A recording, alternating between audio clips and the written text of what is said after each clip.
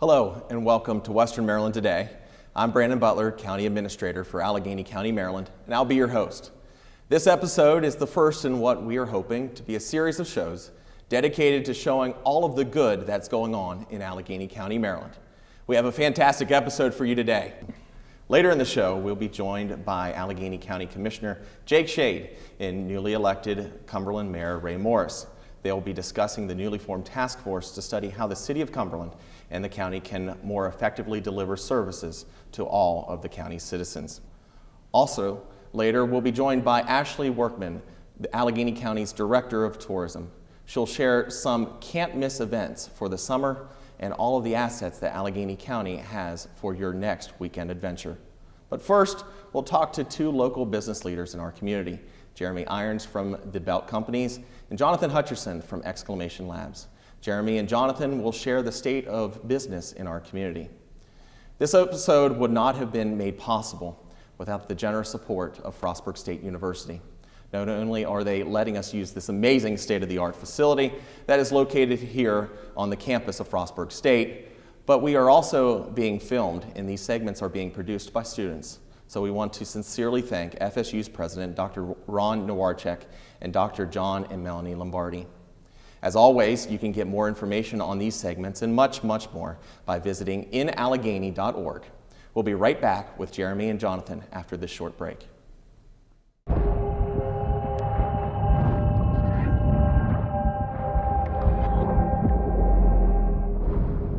Sometimes there's no do-over. Some things you can't rewind. That's when an extra safety step could mean the difference between a close call and a call to 911. Simple steps save lives. Learn more at poolsafely.gov.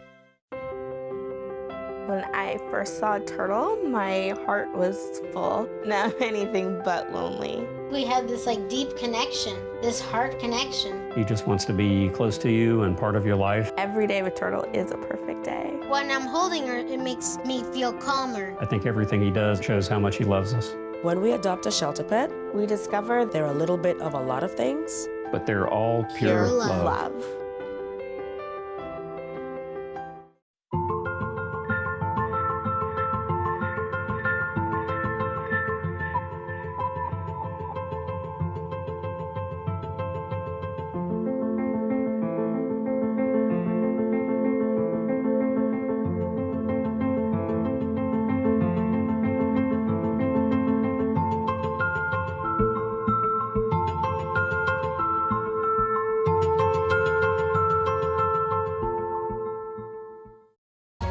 You're going to need me. You're going to need us. All of us. You're going to need our help with your water, your air, your food. You're going to need our determination, our compassion. You're going to need the next generation of leaders to face the challenges the future will bring. And we promise we'll be there when you need us.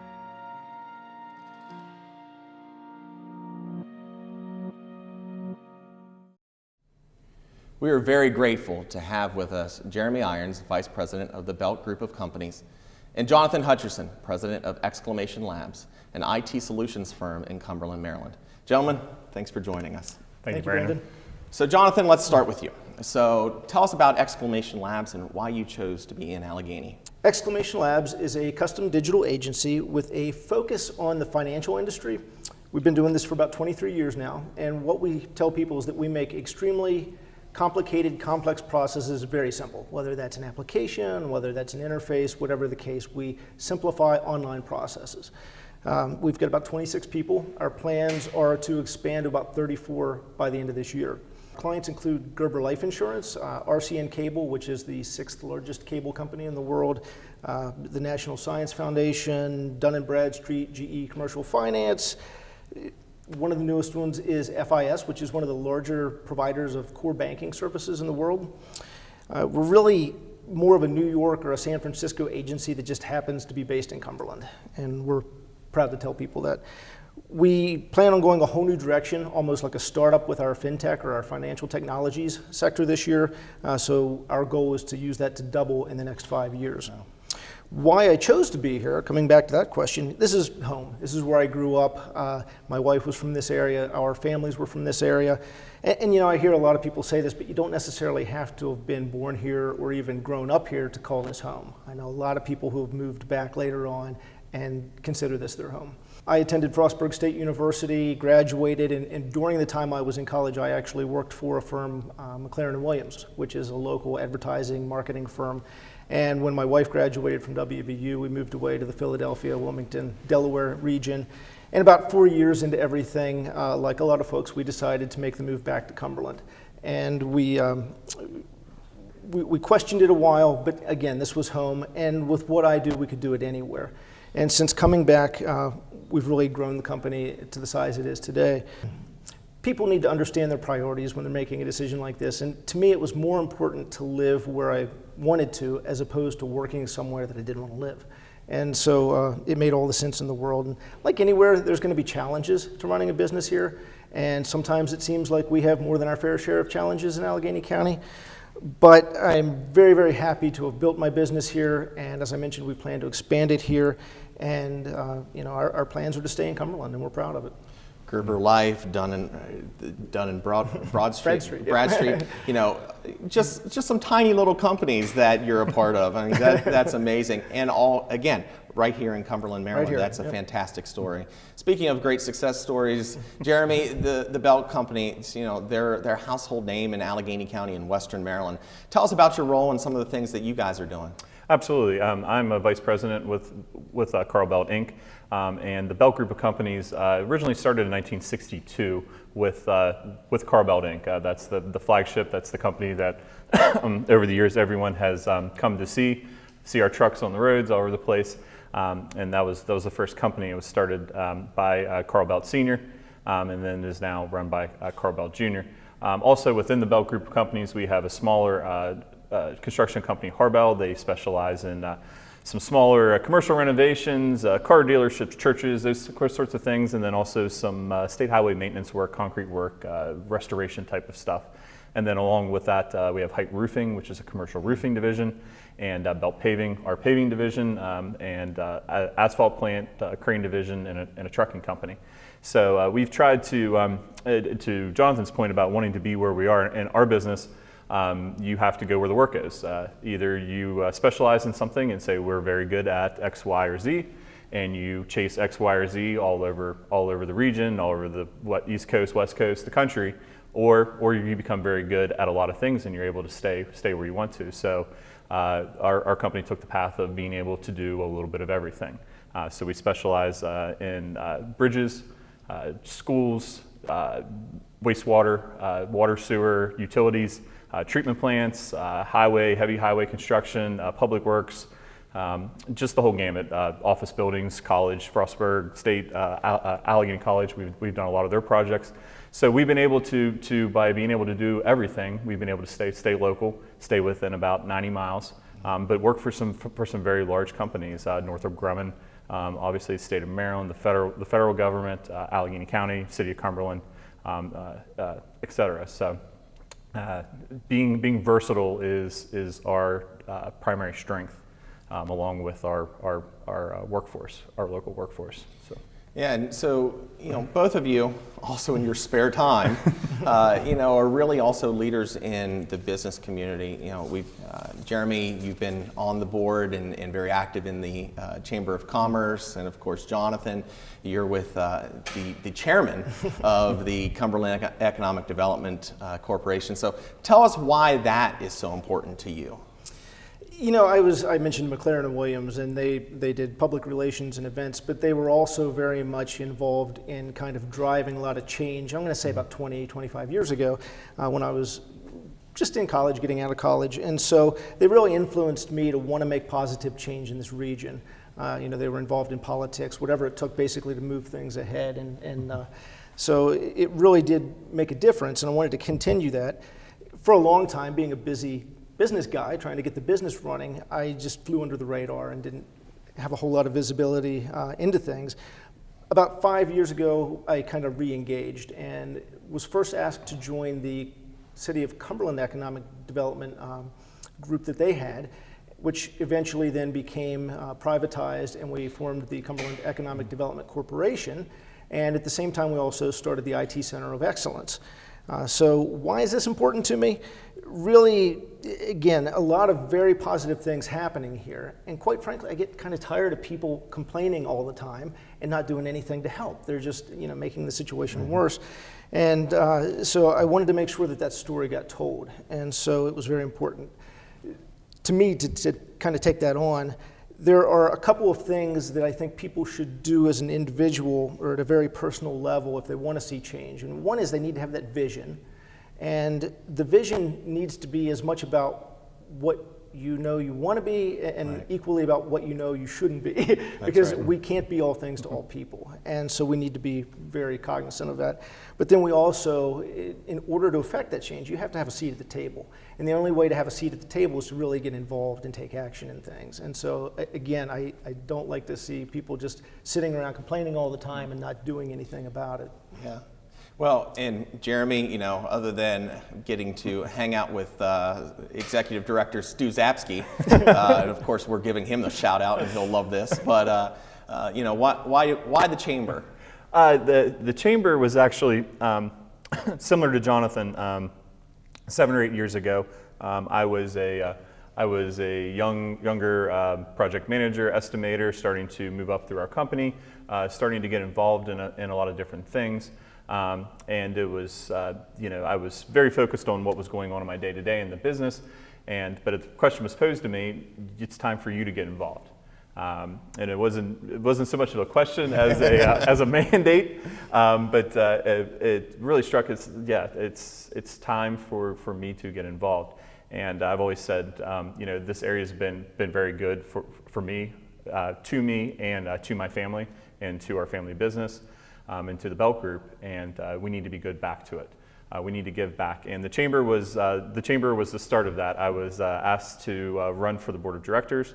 I was placed on the Board of Directors. That's a 2-3 year term, so that's a 6-year commitment. And through that, I also ended up becoming chair of the board, an immediate past chair, and then chair of the legislative committee, chair of the craft fee. So got involved in a lot of different things. But the reason the Chamber is important is because this is the business community giving back to the business community in a lot of ways. The Chamber is what helps to push a lot of change at the small level of businesses, and they're a great resource for business. I think we're at our best whenever we at the Chamber are providing things for our smallest businesses, for our sole proprietor 1, 2, 3, 4, 5-man shops, where they don't have time to go through all the legalese of the latest minimum wage bill in the General Assembly. We're at our best whenever we're taking the time to go through these as a group of business folks and decipher what it means for business, and not only what it means for my business as a larger business, or Jonathan as a tech business, but also for the smallest businesses, and what we can do to help to promote business and support and nurture business development. So the Chamber was a good start, and then eventually, it morphed into PACE and Greater Cumberland Committee and a whole host of other things. But I say it's always been time well spent. I've never don't regret any of the time I spend, because I get more out of it than I put in, I believe. And I said, this area's been very good to me, and it's my obligation to be good to it. That's well said, and Jonathan, I want to go back to your point, because I think it's that of perception. There's a lot of folks that are saying, "Oh, there's no good paying jobs in the area," and but there are many ways that we're building that pipeline of talent. Those jobs that are here. Whether it's your company or Jeremy, your company. But Jonathan, you also have a role with PTech, the PTech program. Allegheny County is one of a few counties in the state of Maryland that has the PTech program, as well as the IT Center of Excellence. Explain some of your work there. I absolutely love talking about the IT Center and PTech and some of the programs we have going, because just such positive stories. I mentioned being involved with economic development. Back when that was transpiring, a group of about 4 of us sat down at the time and we said, we know that technology needs to be in our future, but there are leaders in technology in this region that aren't even aware of each other. They don't sit down and talk. So really the IT Center was meant to bring everybody together for the very first time. And so we formed the IT Center of Excellence, and we were very fortunate to have Allegheny College of Maryland step in as our host, and we're still meeting there to this day. We were very fortunate to also have them give us Autumn Becker, who was in charge of their workforce development training, and to this day is still our executive director and has grown the program very, very successfully. But we also were very lucky to have DLLR, which you're vaguely familiar with. Just a little bit. The Department of Labor Licensing and Regulation fund our starting organization, and so if it weren't for that, we probably wouldn't exist. But we really had 4 primary goals: to connect IT employers and employees, to assist economic development matters in attracting and retaining IT business, to brand the region as tech-ready, and to build a world-class workforce. Now, there's all kinds of things that go into building a world-class workforce. Probably the one that we're the proudest of, out of probably a dozen different aspects, would be PTech. And the PTech program stands for Pathways in Technology, Early College and High School. And it's a very innovative, nationally recognized program that blends high school, college, and work all into one thing. And so if you are a high school student in Allegheny County and you want to go into IT, you can basically leave there with an associate's degree in cybersecurity, potentially even in 4 years. So in order to fill that pipeline to attract IT firms, Right. we are basically getting our best and brightest out 2 years sooner in some cases, or at least giving them the ability to transfer to Frostburg State University and get their 4-year degree. So that's one of about a dozen things in the pipeline that we're doing just to build that workforce. So in addition to that, just some real quick honorable mention kind of things. We've started Girls Who Code programs, we've started the React Robotics program, and of course you're vaguely familiar with the makerspace that the county is putting in LaVale, which is very exciting. Yeah, I've heard something a little bit Yeah, about a little that. bit. Right. You know, this region has such a history, over a 200-year history of making things. Right. And so this is just a perfect extension of that blending of manufacturing with technology for the first time in a long time. And you know, our future, it doesn't have to be the same as the past, but you know, the product might be different, but the same drive and workforce that we've always had are still here. It might not be bricks or glass or tires or paper, but it might be digital services and innovation that we're using to move forward. Right, absolutely. And speaking of DLOR, you know, that program was one of their highest awards that they've given, one of the best return on investment, one of the highest, I believe. Also, folks that come through that program that also lead to a good paying job. So, hey, there you go, myth busted. Jeremy, one last one for you. So I know you're a good pitch guy.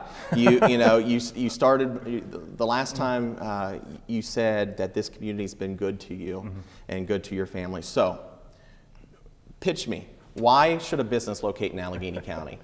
The best thing I can tell you is the old saying goes, that's a nice place to visit, but I wouldn't want to live there. I can tell you Allegheny County is a great place to visit, and it's even better when you live here. Our story, as Jonathan alluded to, our story is very similar in a lot of ways to what you hear across the country.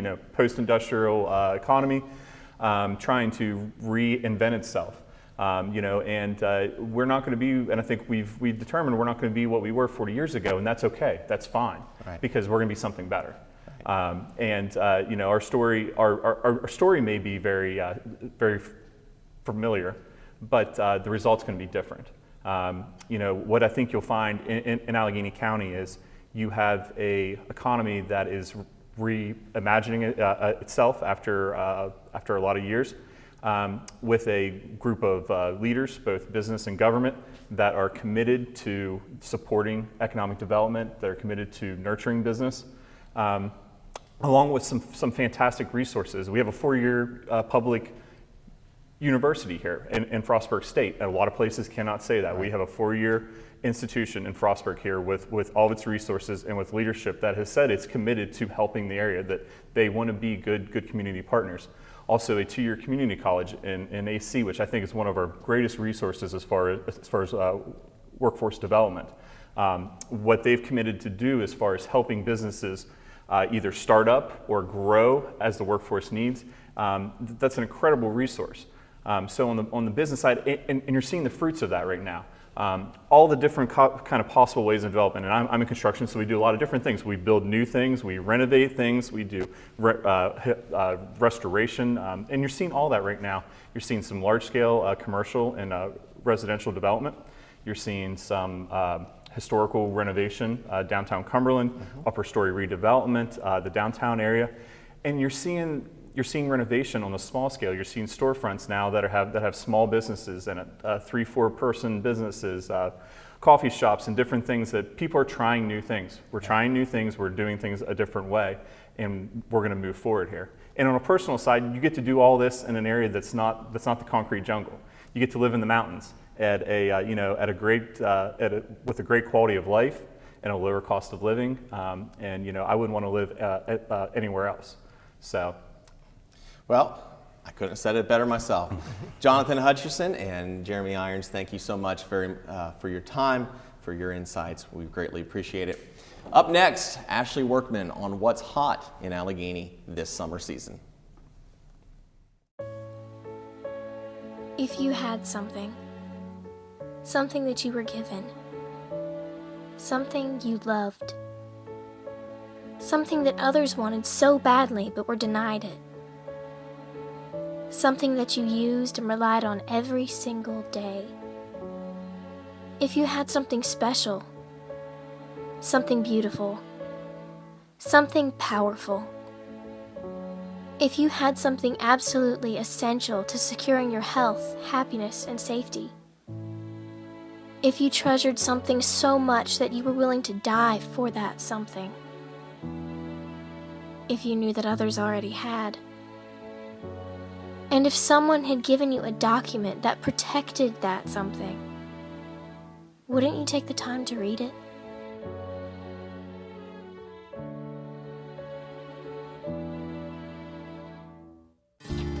I am a veteran. I lost both legs in Vietnam. As America's veterans face challenges, DAV is there. My victory was getting my benefits and a good education. DAV helps veterans of every generation get the benefits they've earned. I'm a veteran. I didn't want to admit it, but I have PTSD.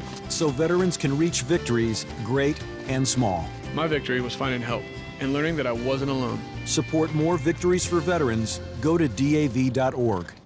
Vision loss is not something that you feel until it happens. Most people lose their vision from diseases like macular degeneration and glaucoma, not at birth. 3 million Americans have glaucoma, and half don't even know it. 11 million people in the United States have macular degeneration. So many eye disorders can be treated if caught early. Make a plan today to get your eyes checked. Visit brightfocus.org to learn more. Up now, we have Ashley Workman, the Director of Tourism for Allegheny County, Maryland, to share with us all the many things that will get you out and about this summer in Allegheny. Ashley, thanks for joining us. Thank you. So, tell us about what is happening this summer in Allegheny. Well, like everything has a season, this is the best time really to come to Allegheny County. The summer season is what makes it so special here. We have been recognized the last 2 years by Blue Ridge Outdoors as being a top adventure town. And when you come the summer season, you can enjoy the Great Allegheny Passage, the C&O Canal Towpath. A lot of our guests enjoy the water with the Potomac River, Lake Habib, Rocky Gap State Park. It's a great time to come if you really enjoy the outdoors. Another really great thing about the summer season here in Allegheny County is the Western Maryland Scenic Railroad returns to its full programming.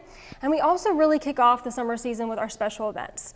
Allegheny County hosts about 200 events annually, and from Memorial Day weekend with Del Fest through October, it is just a list of special events from our Tri-State Wing Off to our Allegheny County Fair. We have the George Washington Whiskey Rebellion. So there's a lot of great opportunities to come here, and the summer season is really the peak of travel in Allegheny County's Mountain Maryland. You mentioned Del Fest, and you know, it's not every day that Allegheny County gets covered on the pages of national magazines like, oh, the little one, like Rolling Stone, for instance. Yes. So tell us about what somebody would experience as their first time is at the Delfest Festival. Well, I have to say, it still is so surreal to see Allegheny County mentioned in things like the Rolling Stones magazine and even like NPR's Tiny Desk. And that's one really positive thing that Delfest has done for our community, is not only do they create festival destination awareness, but they've created a destination awareness for Allegheny County, because we get to tout that we are home to Delfest, which is in its 12th year. But if you've never been here before, it is a 4-day festival every Memorial Day weekend at the Allegheny County Fairgrounds. It is a family-friendly festival. They do a great job at creating a kids zone. There's yoga. You can see people floating the Potomac River on rafts. It's a really great experience. And the Delfest producers, the festival is centered around Del McCoury and his legacy to bluegrass music, but it's not just bluegrass music. They cover a lot of different genres of music, and this year's festival is hosting, of course, Del McCoury and the Traveling McCourys, but Trampled by Turtles and Railroad Earth and Tyler Childers. There's a great list, and you can see all of their lineup on delfest.com. And my kids went out for the first time, and my little 6-year-old just absolutely loved the Delfest experience out there. So, hey, speaking of, and you mentioned it earlier, about things like George Washington and some of the heritage tourism. It's getting a lot of press these days. So, tell us why Allegheny County is so unique when it comes to heritage tourism. So heritage tourism is a buzzword that started about a year ago. And when you think of it, you do think history, but it's a little bit more than that. It really means that the visitor wants to come into a community and immerse themselves in the experience of the locals. They want to dine where the locals dine, they want to go where the locals go, they want to understand what makes a community unique to the locals. And if you are a small town in America these days, you're in luck, because travelers really want that unique experience, and that's where heritage tourism is really taking off. So for us, the history is just one component of it, and we do it really well.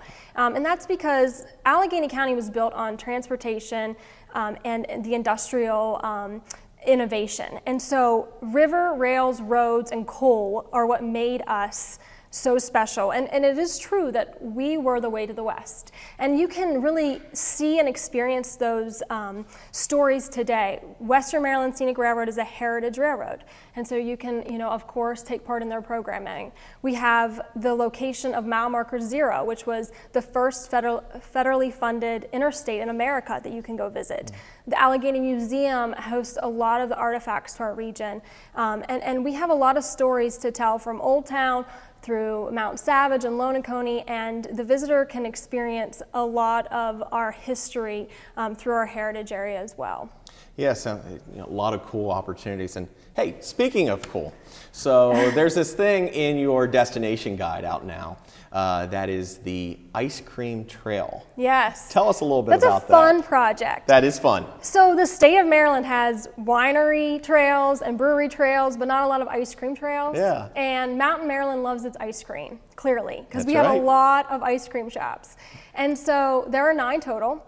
And it starts in Little Orleans and ends in Lonacone. And these are, we have a lot more than just these 9, but these 9 feature things like homemade custards and adult milkshakes. One of the ice cream locations actually makes the homemade cookies that make up their ice cream sandwiches. Wow, I didn't know that one. The one ice cream location does super shakes that are loaded with ice cream and peeps for Easter, and they just get really creative with their theming. And so you can pick up the ice cream trail at the Visitor Center in Cumberland. You can pick up our destination guide, or you can visit mdmountainside.com to actually see the trail and take a self-guided trail through the stops. So keeping in the food theme, yes. There are a lot of unique eateries in Allegheny County. Can you share with us maybe some of the ones that you like? Yeah, so to have a successful travel destination, food is a huge component. And like I shared earlier, travelers are much more appreciative and more interested in dining where the locals dine. And so for us, it's celebrating the fact that we have this huge coffee culture happening here. A lot of coffee shops are popping up. We could probably do a coffee trail next. I would be supportive of that. Yes, I think that might be the next thing. Right.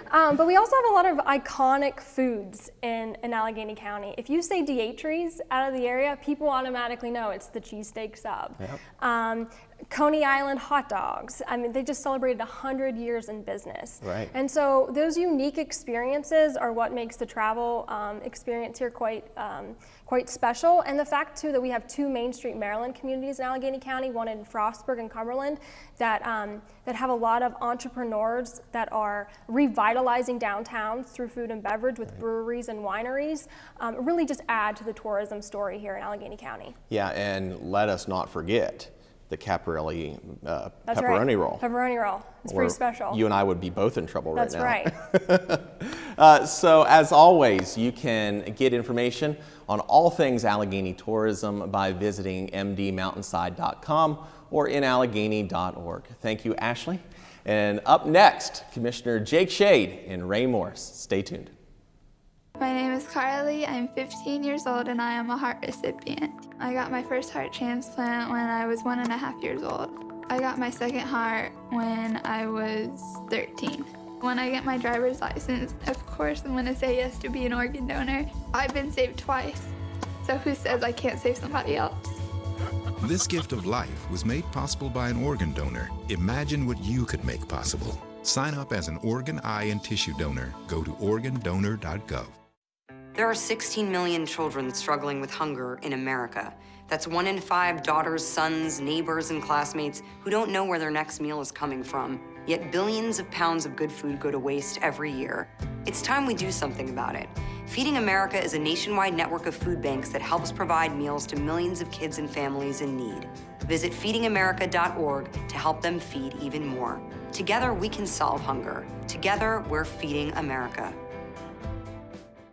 1 in 3 adults has pre-diabetes. That means it could be you, your favorite brother, your other brother, you, your football buddy, your football buddy, you, your plumber, Breathe right into your foot. your plumber's masseuse, Yes. you, your dog walker, your cat jogger. With early diagnosis, pre-diabetes can be reversed. Take the risk test at doihaveprediabetes.org. It's a miracle that springs forth to feed us, to clothe us, to bring us joy. A miracle prompted by rain and warmed by the sun. But few realize without healthy soil below ground, there would be little life above it. Learn more about this miracle under our feet and how we're working with farmers and ranchers to unlock the secrets in the soil. Finally today, Allegheny County and the City of Cumberland just signed a joint memorandum of understanding to establish a task force looking on how the county and city can more effectively provide services to the citizens. We're joined today by County Commission President Jake Shade and Cumberland Mayor Ray Morris. Gentlemen, thanks for joining us. So Jake, first question to you. So this task force was really your brainchild. So how did it come about? Yeah, absolutely. This is something we've been working on for a really long time. And I think me and the mayor both last year when we were running for election, it was a common theme amongst people that we have too much government, that they don't cooperate well. And we've certainly come a long way in improving that, but I think that you really need to look at how's the structure of government set up in Allegheny County, what services are being duplicated by Allegheny County government, City of Cumberland government, where can we find efficiencies, and it's not even all about costs. A lot of it is about how do we most effectively deliver services to the citizens of Allegheny County. So, you know, some of it can be as small as tax and utility billing, some of it can be as big as economic development, and so there's a lot of things to discuss and get to, but we're kind of putting everything on the table and kind of just kind of put it out there, and then whatever we decide, then you know it might not be everything, but I think we go big first, and then we can kind of pull it back if we don't like some of the results. Absolutely right. You know, Mr. Mayor, you are a businessman. You've been a CSX executive with great ties to the community. So what made you decide to run for mayor of Cumberland? You know, it's something I'd always thought of doing, Brandon. It's some type of community public service, something I'd always been interested in. But as I was working for the railroad, as you mentioned, I just simply didn't have the time to do it. But after I retired, I looked at what the real needs of our community were, and I looked at my skill set, and what I really believed was that I could make a difference for the city of Cumberland and Allegheny County. Because as you mentioned, as Jake mentioned, there was a lack of communication, a lack of people really working together, and I believe that was the skill that I brought, communication skills and getting people to work together as a team, because there is so much potential here if we really do work together.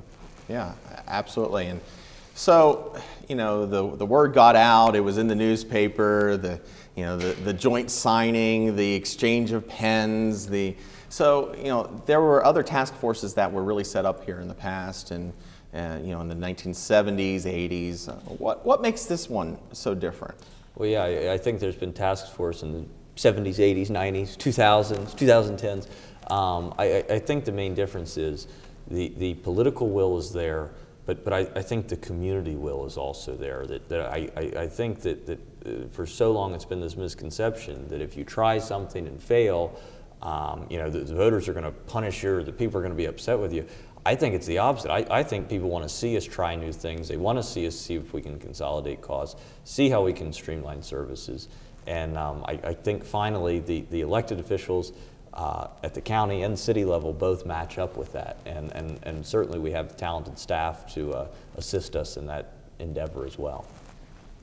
Ray, you want to jump in on that one? And Jake's right. I think we have the potential with just about everything. When we're talking about it, from our emergency services, our code enforcement, our billing, so many things that we can work on, that there's not quite a duplication of services, but we're both providing the same services to our people. And there's ways to save money, and there's ways to improve service. It's not just about saving money, it's also about improving the service to the citizens of the city and the county. And I really think now is the time that we can do that with the people that we have in place. So, Ray, you kind of touched on that there, but going back to a statement that Jake just made, what's fair game here on this task force? I think everything. I think, when you really look at it, everything is. Starting with the emergency services, like I mentioned, between the fire and the emergency ambulance services, there's lots of things we can do and coordinate better. If we started from the framework of, if we were starting today, what would we do? Where would we put the services, and go from there? Also with code enforcement and planning, things that we can do to make it easier for people, for businesses to do business in Allegheny County and in the city. Get people on the same thought wave simply by making the processes easier. Yeah, and that's a great point, because we had Jonathan Hutcherson and Jeremy here earlier about doing business in Allegheny County, and they were echoing a lot of the same comments you had about potential and living in this community and all of the good things that are coming. And so let's throw this one out, because we've heard a lot, and gentlemen, you both said it here, about working together, of trying new things together, making an impact together. What does that mean to you? Well, I think the easiest is, what are both governments doing that could be done more efficiently together? So obviously economic development. If you did this today, you're starting from scratch, you probably wouldn't have an economic development entity for Cumberland, one for the county. They're very similar. If Cumberland succeeds, the county succeeds, and vice versa. So I think that's a big one to consolidate. You look at some of the utility billing. I mean, that's such low-hanging fruit of that can all come from one place.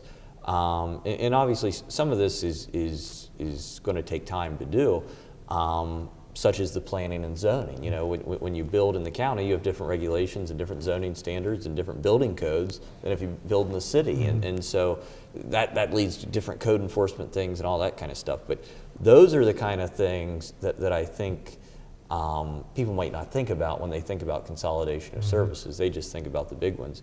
But those are things that are really important, can help spur growth. And obviously people talk about EMS and ambulance and 911.